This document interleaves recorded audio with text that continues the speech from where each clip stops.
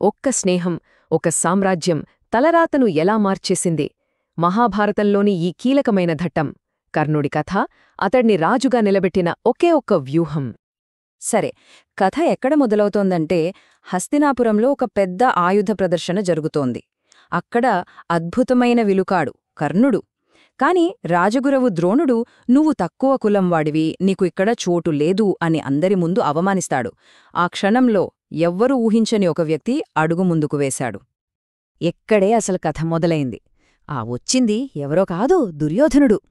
అతను ఆనాటి కట్టుబాట్లన్నింటినీ పక్కనపెట్టి ఒక కొత్త చరిత్రకు నాంది పలికాడు. అసలు దుర్యోధనుడికి కోపం నశ్శాళానికంటింది. సభవైపు తిరిగి గట్టిగార్చాడు. ఏంటి కులం గురించి మాటలు? మీ తండ్రి భరద్వాజుడిది దైవసంభూతి. మన వంశానికే మూలపురుషుడైన వశిష్ఠుడు ఒక దేవకన్యకు పుట్టాడు. మన తాత వ్యాసుడు ఒక పల్లెపొడుచుకు పుట్టలేదా? చివరికి మన పితామహుడు భీష్ముడు కూడా గంగాదేవి పుత్రుడే కదా. మరి వీళ్లెవరికీ లేని ఈ పుట్టుక ప్రస్తావన కర్ణుడికెందుకు అని నిలదీశాడు. సభ అంతా నిశ్శబ్దం. దుర్యోధనుడి వాదనకు ఎవ్వరి దగ్గర సమాధానం లేదు.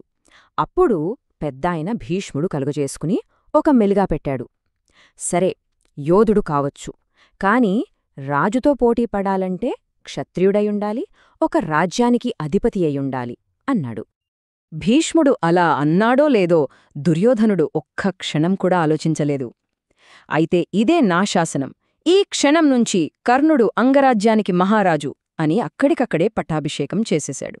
అంటే సమాజం కాదన్న గౌరవాన్ని, గుర్తింపుని క్షణాల్లో ఇచ్చేశాడన్మాట. ఇక కర్ణుడి ఆనందానికి అవధుల్లేవు. ఆ కృతజ్ఞతాభారంతో దుర్యోధనుడి ముందు మోకరిల్లాడు. మహారాజా, నా ఈ ప్రాణం, నా ప్రతి బాణం, నా చివరి శ్వాస అన్నీ నీకే అంకితం. నీకు కవచంలా ఉంటాను అని సభ మొత్తం వింటుండగా ప్రమాణం చేశాడు. అంటే చూడ్టానికిది గొప్ప స్నేహంలా కనిపిస్తున్నా దీని వెనుక ఒక బలమైన వ్యూహముంది. నిజానికి ఇది ఇద్దరి అవసరాల్నుంచి పుట్టిన ఒక శక్తివంతమైన ఒప్పందమనమాట. ఇక్కడ లాజిక్ చాలా సింపుల్. దుర్యోధనుడికేమో తన బావమర్ది అయిన అర్జునుణ్ణి ధీటుగా ఎదుర్కోగల ఒక యోధుడు కావాలి. మరోవైపు కర్ణుడికి తన ప్రతిభను ప్రపంచానికి చూపించడానికి ఒక గుర్తింపు, ఒక హోదా, ఒక రాజ్యం కావాలి. చూసారా, ఇద్దరి అవసరాలు ఒకే చోట కలిశాయి. సరే, ఇప్పుడు కర్ణుడు అంగరాజయ్యాడు. ఇక్కడితో కథ అయిపోలేదు. ఈ కొత్త హోదా అతన్ని ఒక ఊహించని ప్రయాణానికి తీసుకెళ్ళింది. అది మరో గొప్ప విలుకాని కథతో ముడిపడి ఉంది. ఇంతకీ ఎవరా విలుకాడు? ఏకలవ్యుడు. అపారమైన ప్రతిభ ఉన్న ఒక గిరిజన యోధుడు. పాపం అర్జునుడికి పోటీ వస్తాడనే భయంతో ద్రోణాచార్యుడే మోసం చేసి అతని బొటనవేలుని గురుదక్షిణగా తీసుకున్నాడు. అంటే కర్ణుడిని అవమానించిన గురువే ఇతనికి అన్యాయం చేశాడు. ఈ విషయం తెలిసిన కర్ణుడు తోటి విలుకాడు పడిన బాధను అర్థం చేసుకున్నాడు. వెంటనే కొన్ని బహుమతులు తీసుకుని ఆ అన్యాయానికి గురైన ఏకలవ్యుడిని గౌరవించడానికి స్వయంగా అడవికి వెళ్లాడు.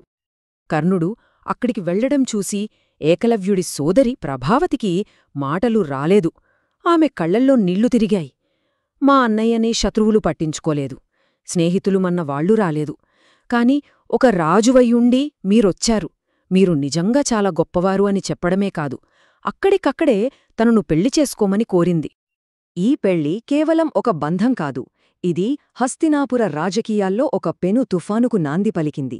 ఒక కొత్త విధేయతల గొలుసుకట్టు వ్యవస్థ మొదలైంది. ఇప్పుడు చూడండి సమీకరణాలు ఎలా మారిపోయాయో. ఏకలవ్యుడు తన బావైన కర్ణుడికి ప్రాణమిస్తానని మాటిచ్చాడు. కర్ణుడేమో అప్పటికే దుర్యోధనుడికంకితమైపోయాడు. అంటే ఒక్క దెబ్బకి ప్రపంచంలోని ఇద్దరు అత్యంత గొప్ప యోధుల మద్దతు దుర్యోధనుడి ఖాతాలో పడింది. ఇక కర్ణుడు తన భార్యతో, ఈ కొత్త శక్తివంతమైన మిత్రుడితో రాజధానికి తిరిగొచ్చాక అంతవరకు ఉన్న వారసత్వపు లెక్కలన్నీ తారుమారయ్యాయి. ఒక పెద్ద సంక్షోభం మొదలైంది. అంతవరకు హస్తినాపురానికి యువరాజు ఎవరు అనే ప్రశ్నకు రెండే సమాధానాలుండేవే. కాని ఇప్పుడు సీన్ మొత్తం మారిపోయింది. పోటీ ఇద్దరి మధ్య కాదు, ముగ్గురి మధ్య. ఎలాగంటే సంప్రదాయం ప్రకారం చూస్తే గత రాజుకొడుకైన యుధిష్ఠిరుడికి హక్కుంది, వంశం ప్రకారం చూస్తే ప్రస్తుత రాజుకొడుకైన దుర్యోధనుడికి హక్కుంది.